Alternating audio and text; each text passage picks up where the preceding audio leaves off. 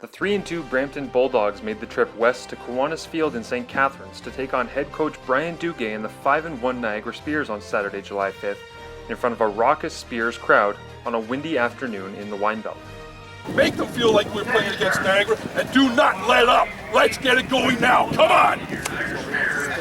It was Seniors Day in Niagara, with 18 Spears players taking their home field for the last time in the regular season, while the tough-nosed Bulldogs looked to spoil the celebration by getting their 4th win of the season. Senior kicker Michael Domagala kicked off the game, and the Spears defense went right to work, first stuffing Richmond Nectier at the line before chasing down Bulldog pivot Matthew Bills. Forced to pass on 3rd down, Bills would find Malik Richards for the contested catch. On the fresh set of downs, Kalen Riley flew in to take Nectier down before Jacob Moore flushed Bills from the pocket, bringing him down again with the help of Riley. Forced into another passing down, Bills' pass would be tipped and intercepted by the man in the middle, Brady Serepi. Colton Jones made a great catch over the middle in a penalty-filled first quarter that had the Niagara coaching staff on edge. The Spears settled for 3 from Domagala to take the first points of the evening. The Bulldogs took a bite out of the Spears defense on the first play from scrimmage when Nectier ripped off a 70-yard gain all the way down to the Niagara 2-yard line before being chased down by a hustling Adam Evans III. Nectier would be stuffed on his first goal line attempt, but Nicholas Grossi would find the end zone from the full house backfield to put Brampton on top 6-3 after the extra point was blocked. The Niagara offense looked to answer, but Robert Smith was having none of that as he attacked the backfield. After a punt, Nectier would continue to churn out the yards, carrying the Brampton running game on his shoulders, while Noah Acaro hit the Lynn Swan cheat code to get this Bulldog toss for 30 yards. After another Bulldog punt, the Spears went play action away before screening the ball back to senior Dylan Smythe for 8 yards. Dan McDonald was stumped by Damian Halstead, so Blair Robertson found Brandon Solanke up the seam for the first down. Then the Bulldogs laid the wood on consecutive plays, with Ryan Downey and Kenechekwa Onyeka both dropping Spears ball carriers.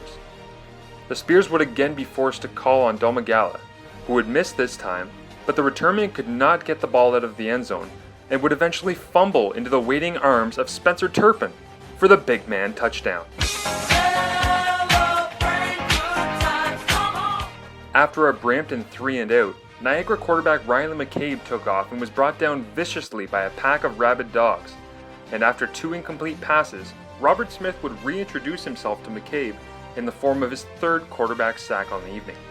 Domagala was good from 23, 13-6 Spears at the half, when the Niagara staff went to work on their young men. Let's get it going! You're friggin' better than this! That we haven't seen on film. What did we say? Most athletic and probably best defensive line you'll see in the entire league. Bar none. They're good. Give them credit. But they ain't that good. They ain't getting signed to the NFL this next year. Play with what we know how to do. Our heads and our focus. After Domagala crushed a 70-yard punt at the start of the second half, the Spears defense would give up another gashing Bulldog run as Nectier added 34 yards to his rising totals. After failing to convert on 3 consecutive plays, the Bulldogs went for the first on 4th down, only to be chased down by the entire Spears defensive line. Dan McDonald took possession of the ball and fired up the Spear running attack, bouncing the rock wide left down the sideline for the huge pickup.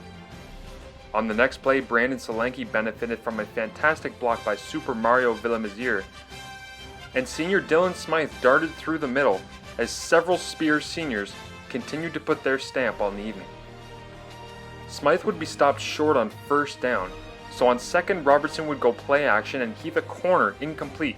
The Spears decided they needed to return to the ground game, and LeVar Lashington would reward the coach's decision, 20-6 Spears. The Spear defense then stood tall on back-to-back plays, and the Spears offensive line welcomed all aboard to finish the game, but the conductor Robert Smith stopped the train in its tracks, and number 14 Russell Bell would pick off Robertson on the next play as the pesky Bulldogs continued to stick around like whatever bugs are on that dude's shirt. In the fourth, Noah Acro made another fantastic grab, winning the battle of the ball against Adam Marchese for the 67-yard Brampton gain. After driving closer, there was some confusion on the handoff, and Bills took off to the far corner only to be brought down by the fast rallying Spears defense. With one more shot to reach Pater, Bills went play action boot looking for crossers, but is smashed by Eli Sacco as tempers flared on an offense with huge yardage totals and little points to show for their work. Robertson looked to quietly close the game with a completion to Super Mario, but Nathan Frimpong stepped in and completely changed the direction of the game in one foul swoop, taking the pick six house, creating a one-score game, 2013 Spears, with 2 minutes remaining.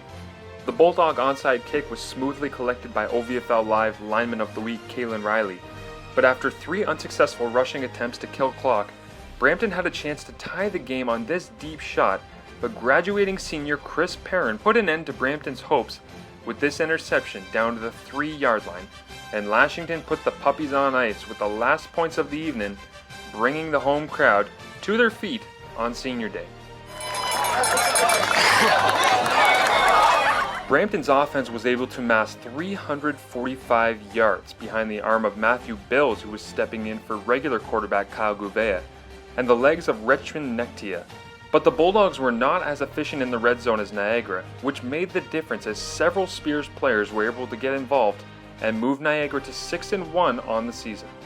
Niagara's next game is on July 19th against the Halton Cowboys, with kickoff set for 7 p.m. Offensive coordinator Brian Fortier on the evening. Looking ahead past a team that's 3-2 is not just one of the elite teams. I knew our guys were just coming down on a little bit of a lull, saying, oh, it's our last home game, we're going to have fun and looking forward.